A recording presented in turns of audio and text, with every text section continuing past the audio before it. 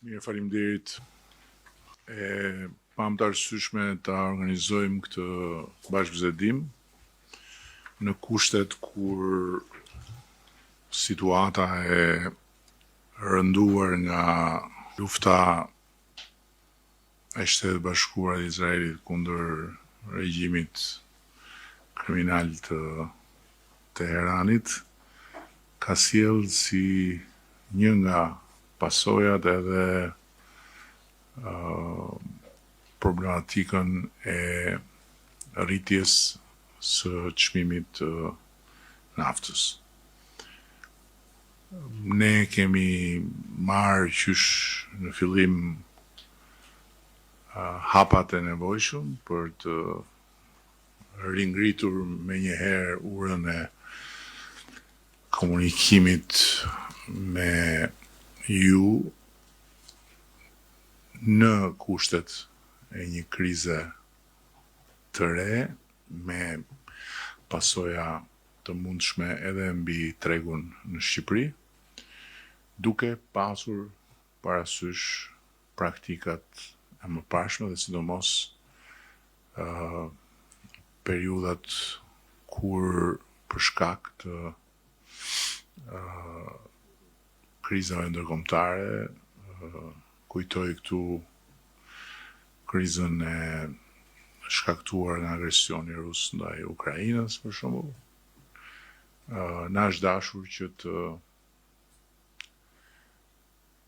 marrim një rol në gjithë procesin e trajtimit të mallit për cilin jemi mbledhur që është nafta. Tani aktualisht unë kam marrë në mënyrë të vazhdueshme informacion nga ministrat që janë këtu të pranishëm dhe përpara sa t'i kaloj fjalën atyre, sipas radhës, dëshiroj të shpreh në një farë mënyre konsideratën pozitive për qasjen tuaj, e cila ka qenë në këtë fazë një qasje e përgjegjshme, pasi nëse në tërësi në treg dhe përmes bursave është konstatuar një rritje deri në 40% e çmimit, gjë që shkakton një presion të madh mbi zinxhirët e furnizimit. Në Shqipëri çmimi është rritur, por në mënyrë shumë të moderuar sesa rritja që është parë për shkak të rritjes së çmimit në bursë në disa vende të tjera. Gjithsesi, sfida është e hapur, nuk di të thot askush se kur do të mbyllet ajo betejë që mban faktikisht lidhur pas vetes edhe çmimin e naftës. Nuk di të thot askush si do shkoj çmimi në bursë, në rast se do ketë rritje të mëtejshme, në rast se do stabilizohet në një pikë caktuar. Por është e sigurt që ne duhet të bëjmë atë që ne mund të bëjmë dhe atë që neve na takon, duke filluar nga rezerva, sipas informacioneve të marra,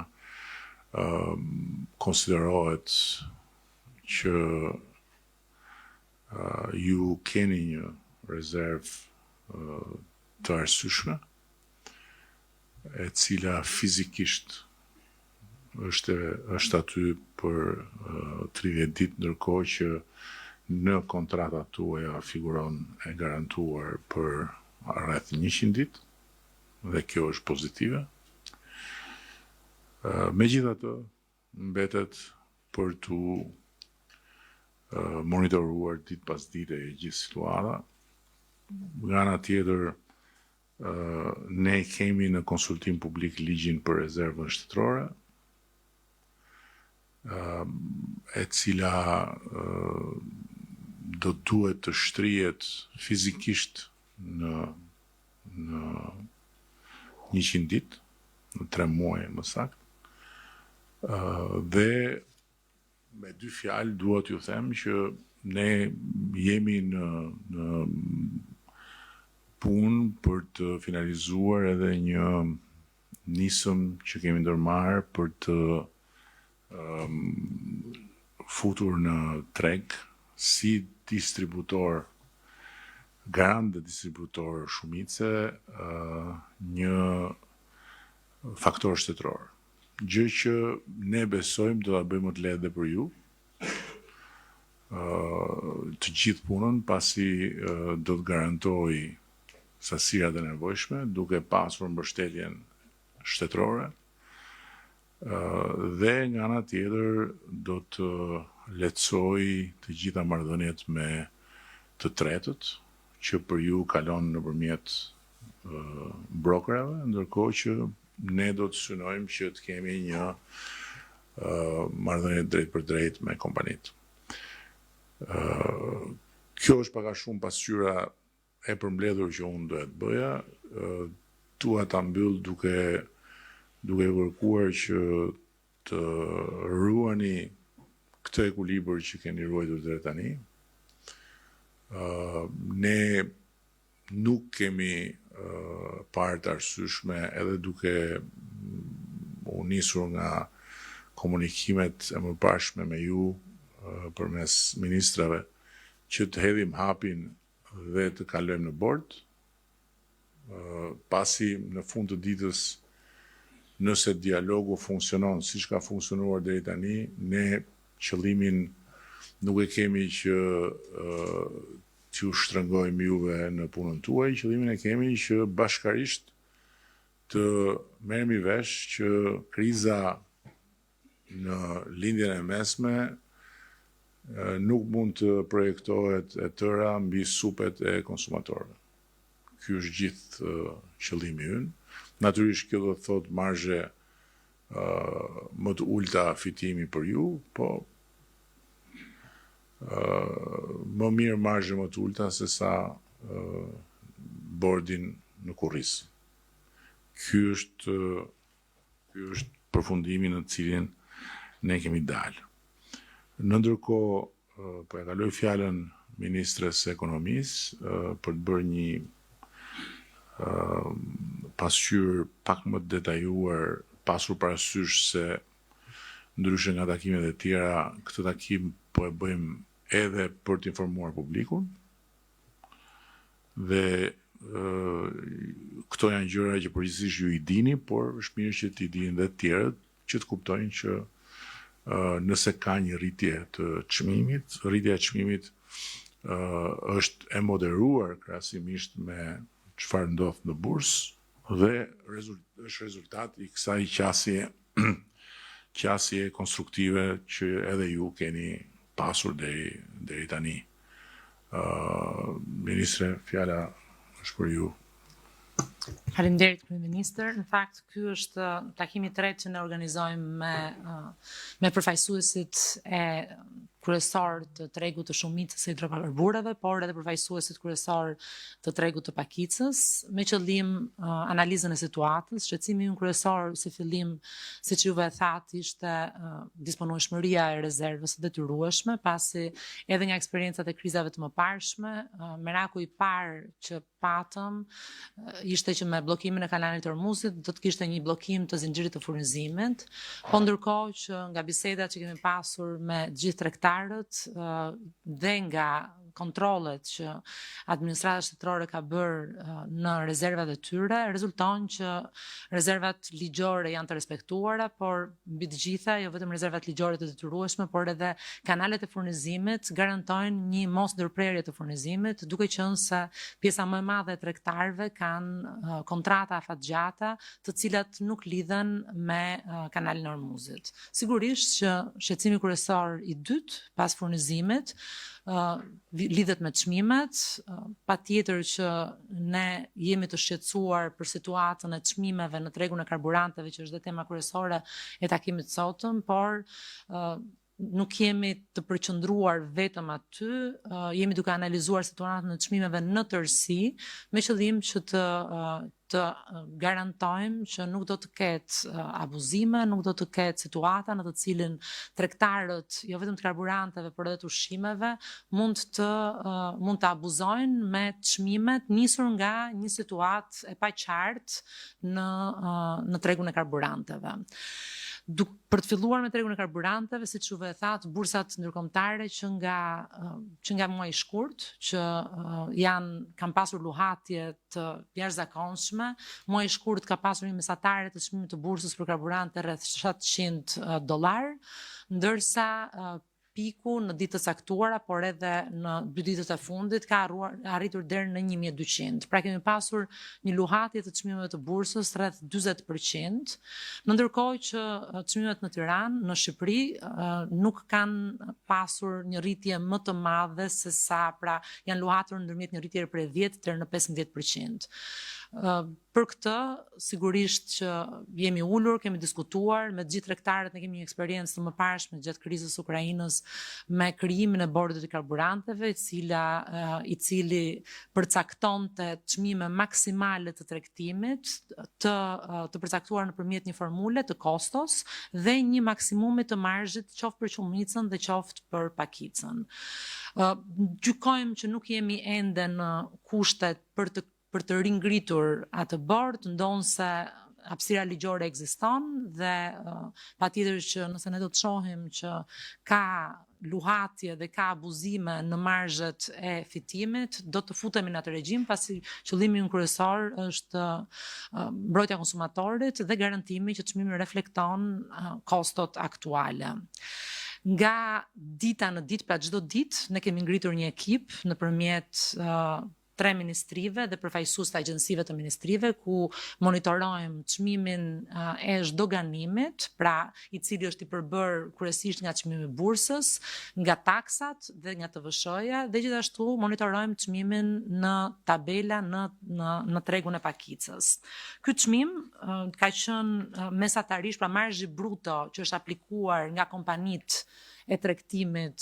pra nga zhdoganimi deri në tregtimin e pakicës, ka qenë rreth 8.5%, që është një marzh i cili nga gjithë llogaritjet e kostove që ne kemi, është një marzh që është mjaft i kontrolluar dhe më i ulët krahasuar me marzhin normal të operimit që kompanitë e tregtimit aplikojnë. Ndaj, siç dhe juve e thatë, nëpërmjet takimeve, por edhe monitorimit dhe bashkëveprimit dhe bashkëbisedimit të vazhdueshëm që kemi pasur me kompanitë kryesore tregtare, kemi arritur që të kemi një marzh të kontrolluar dhe që rritja e çmimeve të mos reflektohet në po atë rritje të marzheve të fitimit të kompanive. Dhe për këtë dua t'i falenderoj për bashkëveprimin. Nga ana tjetër, jemi duke monitoruar, siç thash, në mënyrë ditore furnizimin me ushqime, çmimet e ushqimeve për produktet kryesore të shportës. Kemi identifikuar 70% të produkteve të shportës, të cilët jemi duke monitoruar në disa pika tregtimi dhe aty nuk ka pasur asnjë luhatje deri tani të shkaktuara nga ndonjë sjellje abuzive apo spekulative e tregtarëve. Eksperjenca e më parshme na ka treguar që kriza energjetike shkaktoi rritje të jashtëzakonshme të inflacionit në vendet të botës, megjithatë dhe në atë rast në Shqipëri u materializua një rritje më e vogël e inflacionit në se vendet e rajonit dhe se vendet e Europës, pikërisht nga kontrolli dhe nga mbikëqyrja që ne i bëm tregjeve. Patjetër që në ditët e fundit kemi dëgjuar propozime të shoqatave të ndryshme, të përfaqësive të ndryshme të bizneseve mbi ndryshime të strukturës të çmimit të karburanteve të lidhura me taksat. Ne kemi analizuar gjërësisht, siç në fakt bëjmë jo vetëm në rast të krizash, por edhe në punën tonë normale, nëse do të ishte me vend apo jo që ne të dilnim me një ndryshim të strukturës së taksave. Propozimet kryesore nga shoqatat e ndryshme kanë qenë të lidhura me taksën e qarkullimit, e cila në modelin shqiptar është një taksë që aplikohet për litër, pra aplikohet në pompë, në karburante, ndërsa në modelet të tjera është një taksë e cila aplikohet në makina. Në fakt, arsyeja kryesore pse ne kemi vendosur që këtë taksë ta aplikojmë për litër është sepse në parim të gjithë politikave që ne ndërmarrim është parimi që ai që konsumon më shumë paguan më shumë, dhe kjo është arsyeja pse e aplikojmë të taksë për litër. E vërteta është që ato makina që qarkullojnë më shumë, që përdorin më shumë karburant, që përdorin më shumë rrugë, që kanë më shumë emetime të naftës, pra ndotje mjedisore, ato janë dhe konsumatorët që paguajnë më shumë. Një makinë që përdoret pak, paguan më pak, pasi konsumon më pak karburant. Këtë besojmë që është një politikë e drejtë, pasi në kushtet dhe mbi gjitha në kushtet kur ka një rritje të çmimeve eksponenciale, individët mund të zgjedhin që të konsumojnë më pak. Ndaj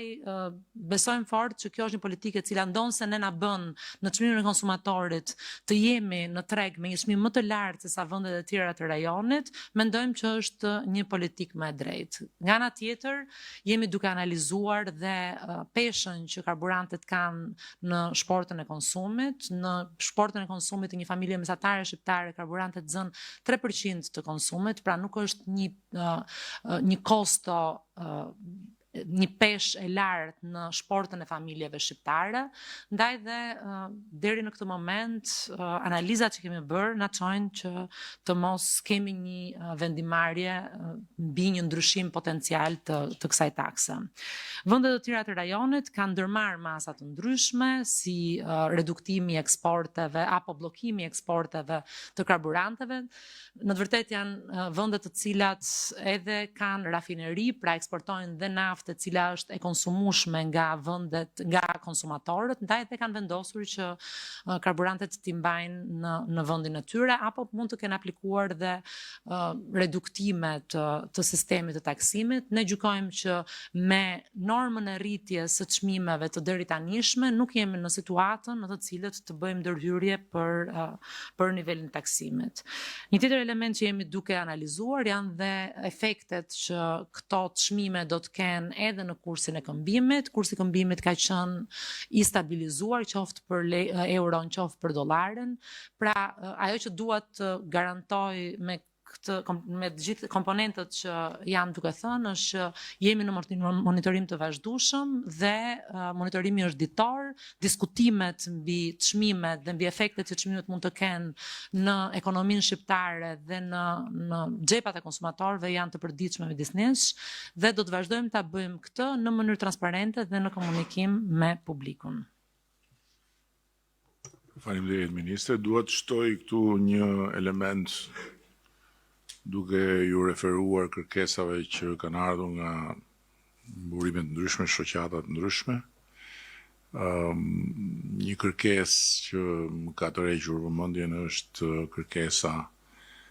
që gjithë shtesat ardhurave në buxhet nga TVSH-ja mbi çmimin e rritur të karburantit të rikthehet drejt për drejt për qytetarët dhe bizneset në çmimin fundor. Dua ta rikujtoj që ka vetëm një kategori që do të marrë më shumë sa herë që të jepet mundësia, qoftë nga rritja ekonomike mbi parashikimin, qoftë edhe nga të ardhura të rritura si pasojë e situatave të kësaj natyre, dhe kjo kategori është kategoria e pensionistëve. Pik. Askush tjetër nuk duhet kërkoj nga buxheti i shtetit asgjë më shumë se çfarë i takon, pavarësisht dinamikave të reja që mund të ndodhin, sepse nga njëra anë në sektorin publik pagat janë rritur në mënyrë të konsiderueshme dhe do vazhdojnë të rriten sipas parashikimeve të bëra. Nga ana tjetër, siç ju e dini më mirë se sa shumë kusht tjetër, në sektorin privat pagat janë rritur dhe rriten në mënyrë të vazhdueshme dhe sidomos për ata që kanë kualifikime, nuk është më pyetja a vjen të punosh me këtë pagë, po në fakt është ndryshe tani. Është sa e do pagën që të vish të punosh. Ktu jemi. Në këtë fazë të zhvillimit të vendit dhe në këtë fazë të nevojës së kompanive për më shumë njerëz kualifikuar. Kështu që përgjigjja jon për çdo kërkesë dhe për çdo rvatje dhe për çdo fantazi që çfarë vjen si rritje në buxhetin e shtetit, edhe për sa i përket komponentit të VSH-s në çmimin e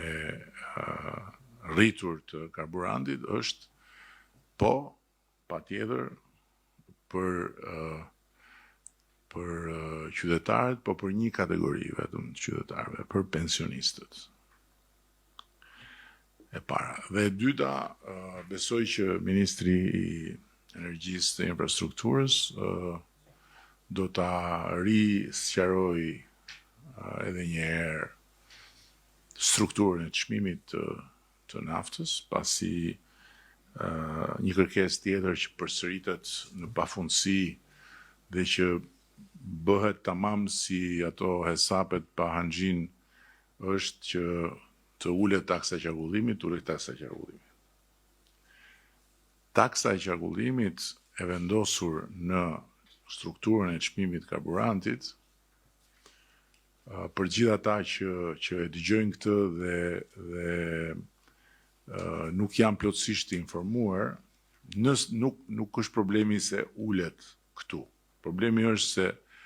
po iku nga këtu do shkoj diku tjetër. Aty ku e kanë vendet, të cilat nuk e kanë në strukturën e çmimit. Dhe nëse ajo shkon diku tjetër, do të shkoj drejt për drejt tek përdoruesi i automjetit në formën e taksës për automjetin. Dhe nga kalkulimi që ne kemi bërë, rezultati është shumë i thjeshtë. Dhe unë nuk besoj se ka përdorues automjeti sot që do të preferonte që në vend se ta paguante në strukturën e çmimit për aq karburant sa harxhon, se mund mos harxhoj karburant sot fare dhe nuk paguan, në vend se paguaj aty, të paguaj 4 fishin e asaj që paguan sot për makinën. Dhe jo vetëm kaq, po sipas kategorive të ndryshme të makinave, të mund të paguaj në ndonjë rast edhe 10 fishin.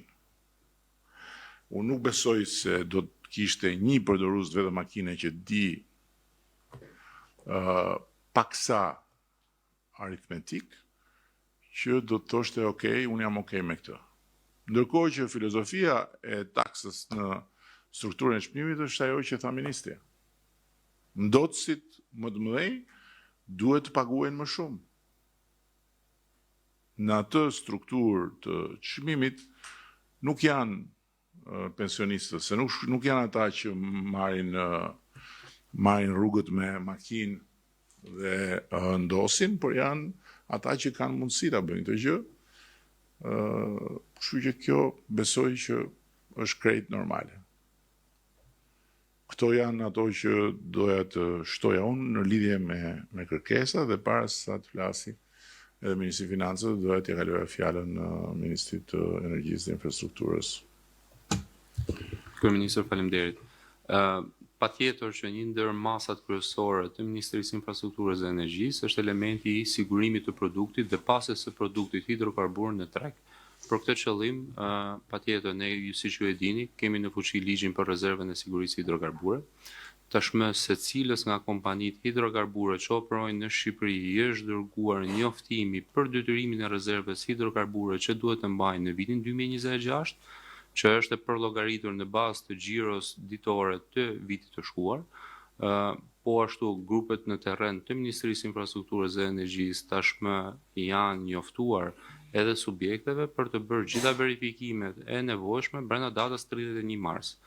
Patjetër, subjektet e dinë që kanë detyrimin që të mbajnë 30 ditë rezervën hidrokarbure në Shqipëri të patur në vend dhe pjesën tjetër të 60 ditëve të kontraktuar në mekanizma të ndryshëm. Ky është një proces të cilën Ministria e Infrastrukturës dhe Energjisë e bën në mënyrë shumë, le të themi, sidomos edhe në kushtet aktuale në të cilët gjendemi, e bën në mënyrë shumë të, le të themi, të kujdesshme, në mënyrë që të jetë gjatë gjithë kohës e siguruar që produkti hidrokarbur të mos mungojë. Pa dashur të përsëris fjalët e Ministrës së Ekonomisë, së cilës patjetër ne e dimë edhe nga komunikimi me subjektet hidrokarbure që bllokimi i ngushticës së Hormuzit nuk ka impaktuar qarkullimin hidrokarbur në vendin tonë, pasi kanalet e furnizimit janë me anë të mekanizmave tjerë apo rrugëve tjera detare ndërkombëtare të njohura. Ndërkohë, dua të theksoj dhe dy elemente që tashmë Ministria e Infrastrukturës dhe Energjisë ka, si rrëdhoi një plani afatgjat, ka mbi 2 vjet që punon për ligjin e ri të rezerves së sigurisë hidrokarbure, i cili është edhe konsultuar me publikun para disa muajsh dhe tashmë është në fazën përmbyllëse për miratim. Është një projektligj i ri, i cili përmbush plotësisht nevojat e direktivës së Bashkimit Evropian, por edhe nevojat e vendit. Ne besojmë që brenda 2-3 javësh këtë projektligj do ta kemi të miratuar në qeveri, parashikon krijimin e një agjencie të posaçme dhe tashmë rezerva e sigurisë hidrokarbure nuk do mbahet më nga subjektet tregtar hidrokarbure, por do mbahet nga agjencia shtetërore, e cila do e depozitojë në depozitat e saj apo të marra me qerat, duke krijuar kështu një depozit 90 ditore minimale të produktit në vend për të patur siguri hidrokarbure të plotë dhe totale. Ndërkohë, për ta përmbyllur, patjetër struktura e çmimit të karburantit në pikën fundore, në Shqipëri është e tillë që vlera e importit zë pjesën më të madhe. Ne e dimë që tashmë vlera e importit ka luhatshmërinë e vet për shkak të situatës së krizës, por edhe e dimë që modeli i biznesit i ndërtuar nga ana juaj është i tillë që le të themi nuk keni produkt afatgjat, por i keni me kontrata të cilat paguhen në momentin e marrjes në dorëzim të produktit hidrokarbur sipas ditës përkatëse dhe çmimit në bursë të ditës përkatëse. Patjetër kjo bën të luhatshëm çmimin në Shqipëri, ku pjesa më të madhe, siç e thash, është vlera e produktit dhe pjesa tjetër që është diku te, le të themi, 147 lekë pa TVSH, ka qenë kosto reale e produktit javën e kaluar pa TVSH. Ndërkohë, çmimi mesatar i shitjes me pakicë javën e kaluar ka qenë rreth 161.67 lekë pa TVSH përsëri në pikën fundore. Kjo tregon që sigurisht ka një fitim bruto rreth 13-14 lekë në gjithë zigjirin e tregtimit të karburantit në Shqipëri, që është një marrësh i pranueshëm dhe nuk kemi deri tani çfarë kemi parë në gjatë kësaj kohe, patjetër edhe të masat e vazhdueshme të Ministrisë së Financave të monitorimit të abuzimit të kësaj natyre. Patjetër nuk hy në diskutimin që bordi i transparencës e kemi eksperiencën e para 2-3 viteve dhe bazën ligjore për ta ngritur ky bord vazhdon të jetë në fuqi dhe miratohet me një vendim Këshilli i Ministrave nëse do ishte e nevojshme. Faleminderit. Faleminderit, ministër. Një tjetër sqarim për ata që na ndjekin, sepse konstatoj që jo të gjithë janë të informuar që Shqipëria nuk prodhon naftë të përdorshme për pikat fundore dhe kjo do thotë që nuk e kemi këtë pasuri natyrore të zbuluar dhe të përdorshme, pasi nafta që ne nxjerrim është naftë e rëndë, e cila në rast se do të futej në përpunim do të kërkonte një rafineri dhe kosto shumë të mëdha për një përpunim që ta çonte deri në pikën fundore dhe megjithatë, siç ka treguar edhe historia në të shkuarën, nuk arrihet që të jetë një produkt i cili të përmbush parametrat e nevojshëm për shkak të përmbajtjes që ka. Kështu që ajo është një naftë e cila përdoret për industrinë, për një naftë bituminoze që përdoret për asfalt e kështu me radhë. Kjo është shumë e rëndësishme sepse shumë herë njerëzit lëshohen në këto përfytyrimet që ne kemi naftën tonë, pse këtu duhet rritet çmimi, naftën ne na e ka dhënë Zoti, ndërkohë që është e vërtetë që ne kemi edhe rezerva nafte premium, por deri më sot, siç tregoi dhe rasti i Shpiragut, pavarësisht se nafta së bashku me gazin u zbuluan, gjeologjia shumë specifike e atij formacioni atje e pamundësoi nxjerrjen me një kosto të arsyeshme për ta hedhur pastaj në prodhim për tregun. Ne nuk kemi rreshtur së kërkuari zgjidhje të tjera, duke pas parasysh se teknologjia ndryshon çdo ditë, por për momentin situata është kjo. Dhe prandaj ne jemi të varur nga, si shumë vende tjera, se si jemi vetëm ne, të varur nga bursa, të varur nga konjunkturat ndërkombëtare dhe të prekshëm edhe nga një krizë që është në një territor shumë larg nesh, sepse impaktohet tregu global i naftës, ku praktikisht gjithë ju keni aksesin dhe me cilin ju punoni. Edhe dy fjalë nga Ministri i Financave, për sa i përket aspektit që lidh drejt për drejt Ministrinë e Financave dhe strukturat tona të ardhurave, përpara se sa pastaj patjetër cili do prej jush që dëshiron të marrë fjalën nëse ka diçka për të shtuar, për të korrigjuar apo për të informuar me vlerë për këtë tryezë dhe për ata që na ndjekin. Faleminderit kryeministër, në linjë edhe me sa u tha nga ministrat e tjerë,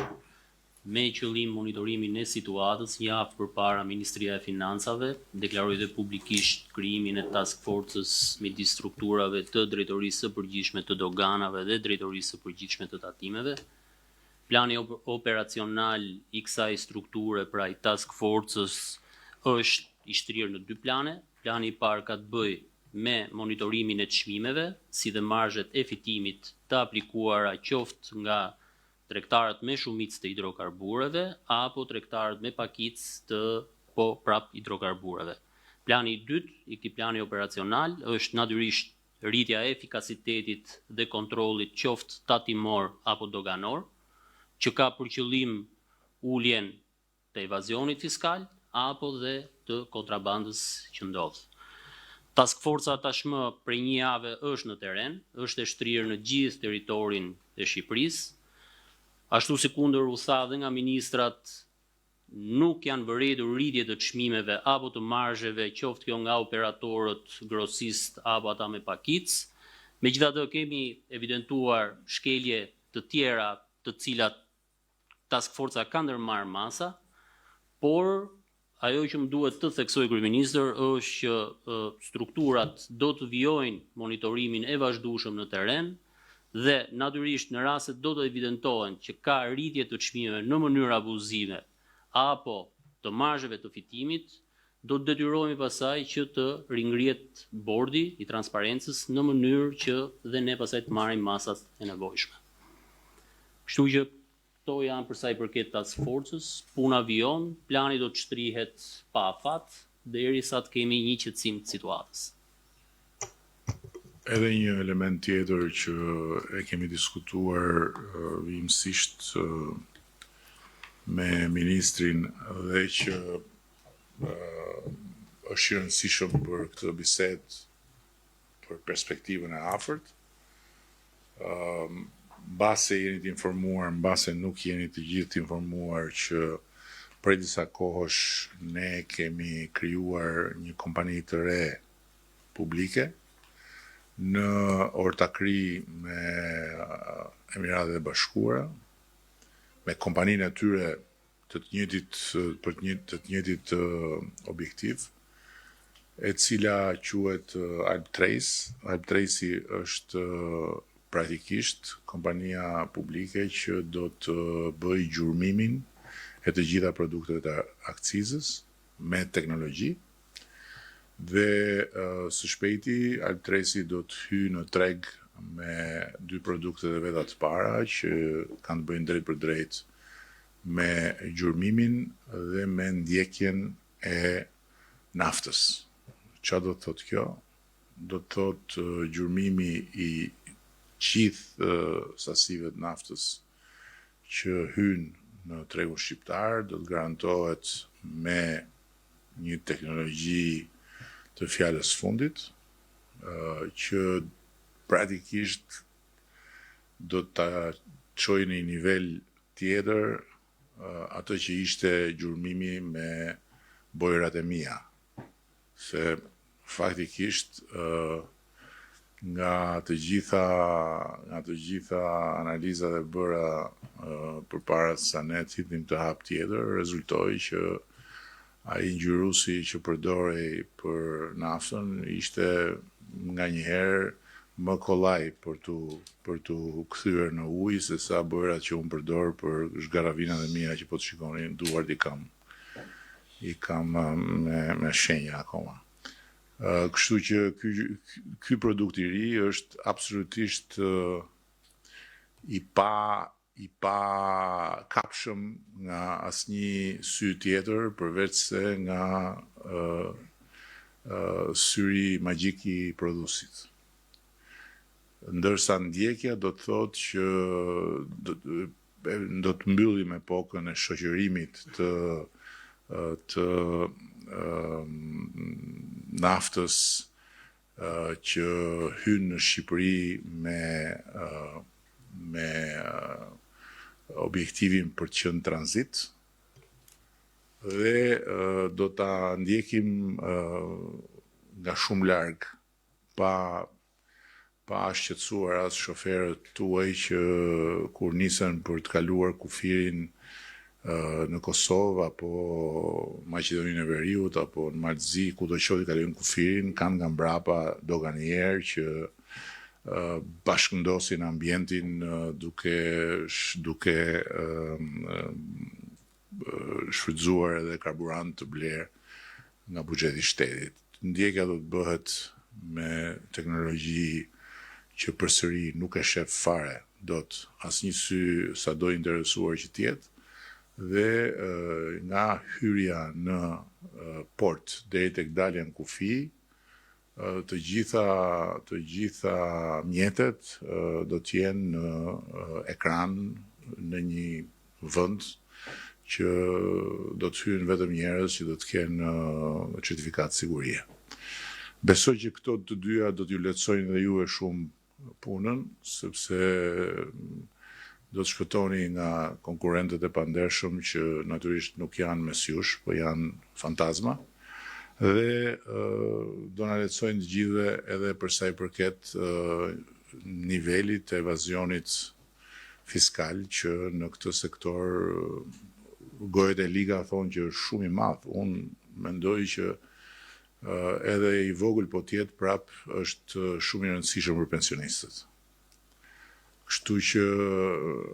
edhe për këtë ne kemi marrë atë vendimin ton që për t'i qëndruar shumë korrekt edhe shumë strikt zotimit që kemi marrë ndaj pensionistëve, çfarë do të nxjerrim nga lufta kundër evazionit në këtë fushë, do ta çojmë edhe atë në radh parë në drejtim të pensionit. Pastaj nëse është aq shumë sa thon gërët e liga, do ketë edhe për ata që s'kan dalë në pension akoma.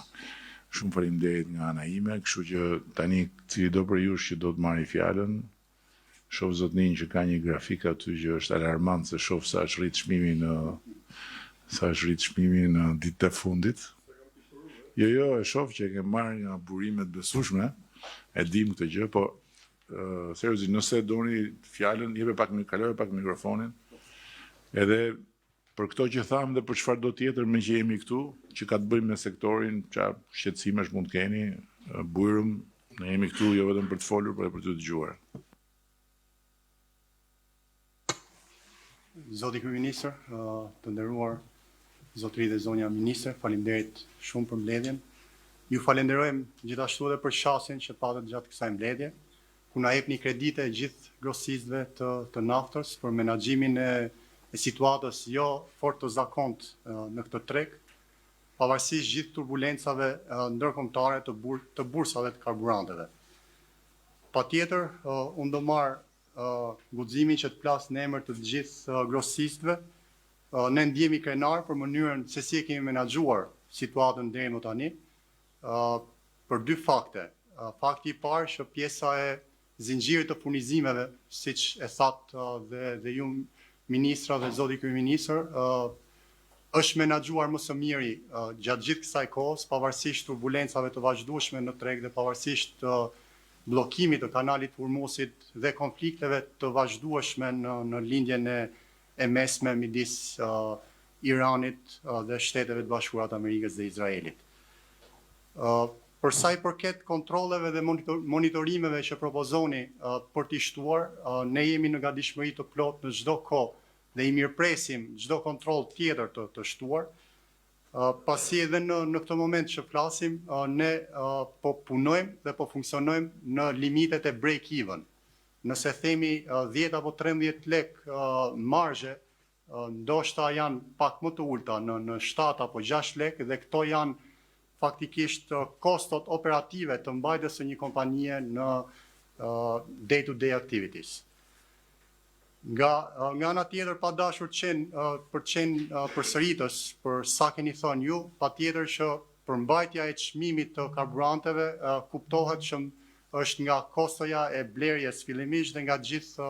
detyrimet e importit, siç është aksiza, taksa e qarkullimit, karbonit dhe më pas taksat e tjera që është TVSH-ja. Të gjithë këto kanë një kosto për momentin duke përfshirë dhe TVSH-n rreth 115 lek. Ne kemi bërë më të mirën dhe do vazhdojmë të bëjmë më të mirën në këtë kohë krize, patjetër duke ndjerë një përgjegjësi edhe sociale ndaj gjithë qytetarëve të Republikës Shqipërisë, ndryshe nga shumë vende të tjera që janë vënë në vështirësi për të siguruar pjesën e karburanteve të nevojshme dhe sasive të nevojshme që qarkullimi mos ndaloj, që industria mos ndaloj, ne kemi shkuar edhe më tutje duke siguruar këtë sasi edhe për vendet e tjera në rajon, siç është Kosova, Maqedonia, ndoshta edhe një pjesë e Serbisë dhe Bullgarisë për shkak të problemeve që edhe ato kanë patur. Vetëm diçka doja të shtoja tek pjesa e taksës qarkullimit, ndoshta jam plotësisht dakord që është një qasje më së drejtë nga ana e qeverisë që të shikohet pagesa e taksës qarkullimit nëpërmjet sasisë së karburantit të harxhuar për çdo individ që përdor ato mjete, por këtu ndoshta duhet të kuptojmë që jo karburanti nuk përdoret vetëm nga ato mjetet, përdoret edhe nga industri të tjera apo edhe nga kompani të tjera për prodhimin e energjisë për qëllime të caktuara në aktivitetin e tyre. Ndoshta në këtë drejtim duhet të konsiderohet një qasje më e drejtë që ata që karburantin e përdorin jo për të qarkulluar me ato mjetet e tyre në rrugët kombëtare të Republikës Shqipërisë të marrin një trajtim më ndryshe dhe më të privilegjuar.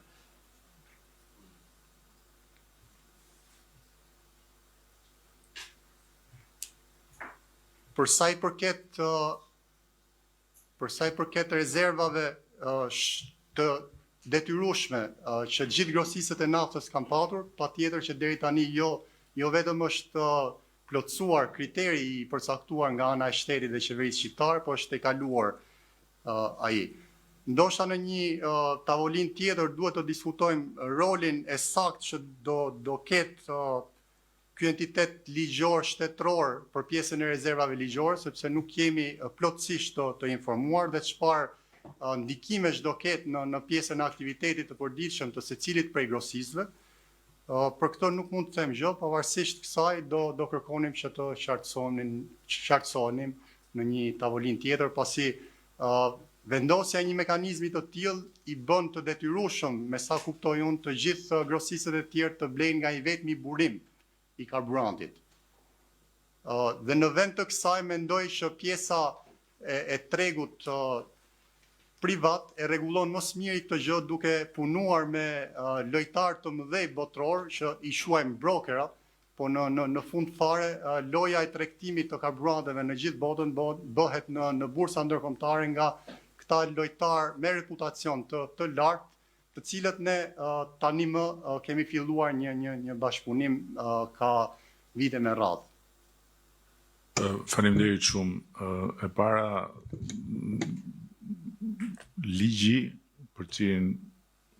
foli ministri është në konsultim publik, kështu që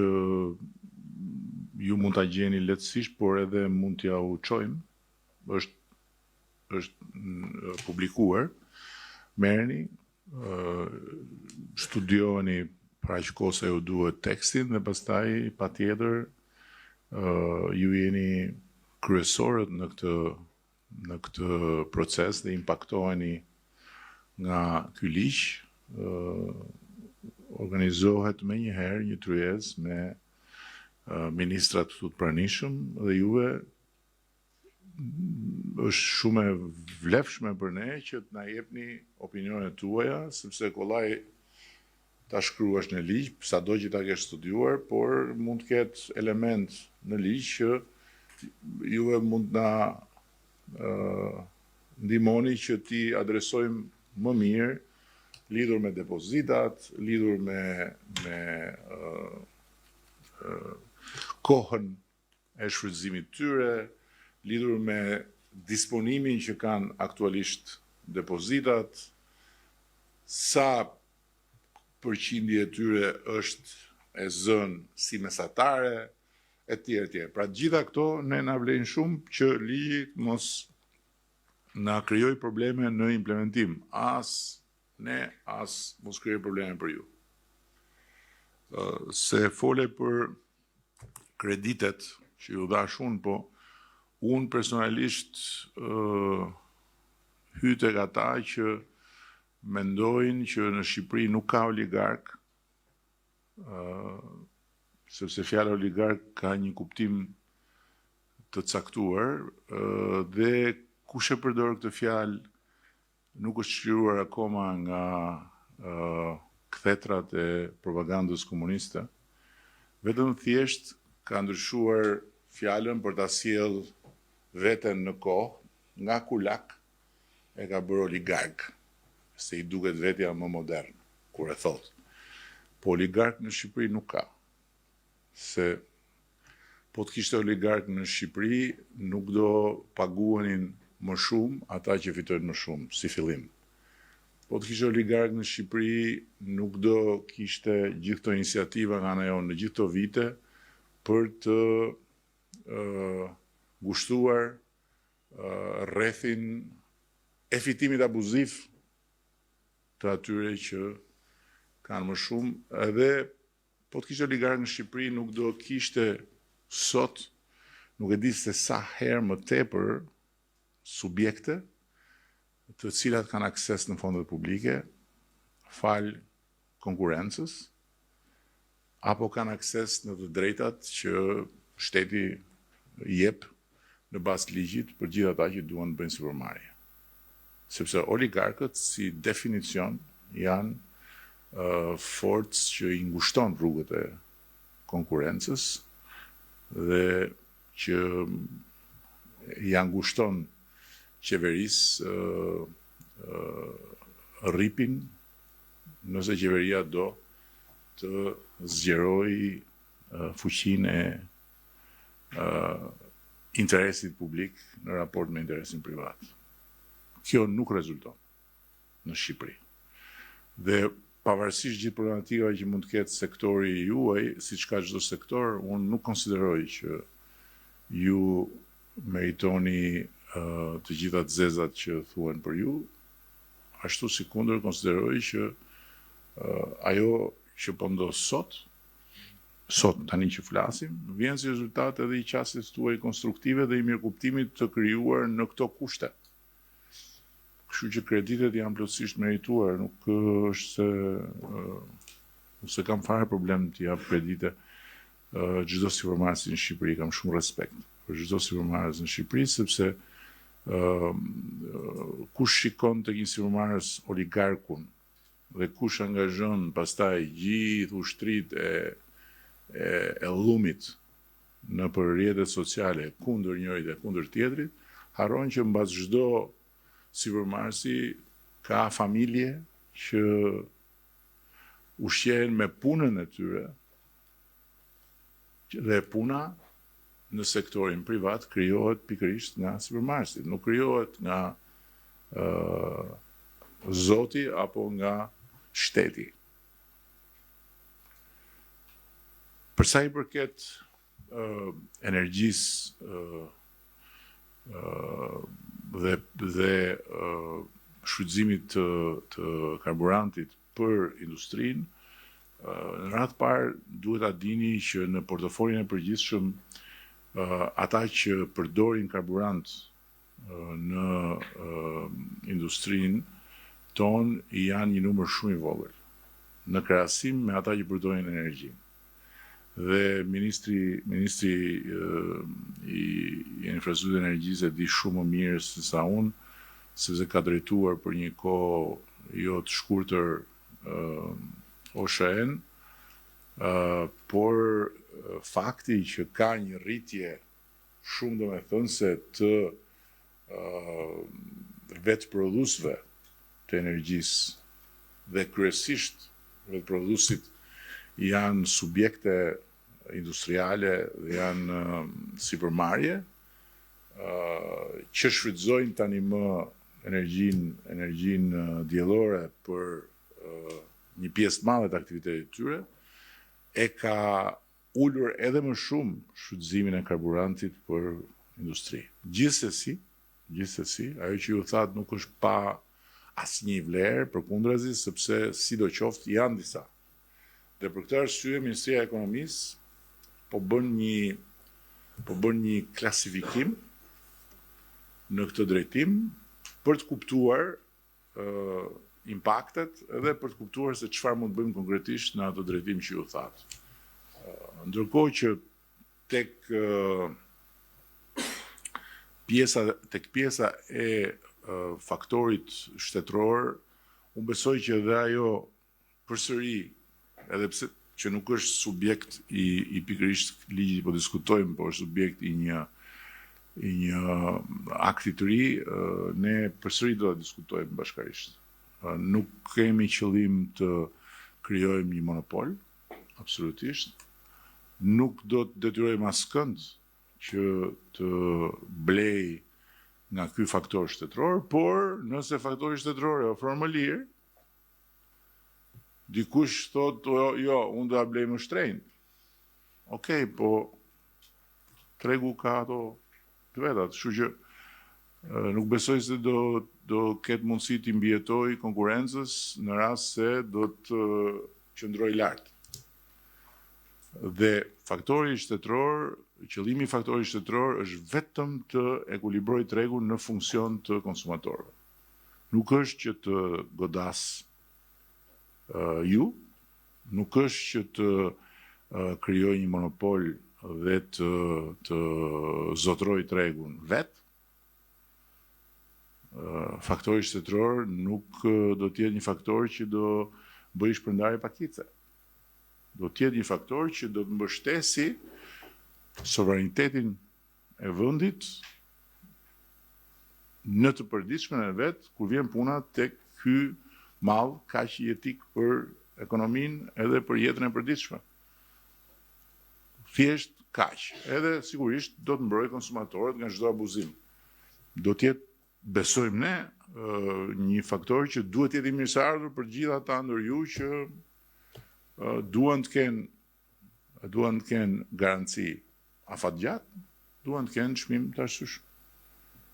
Patjetër që juve jeni në tregun ndërkombëtar, kam shumë qartë të gjë, por tjetër është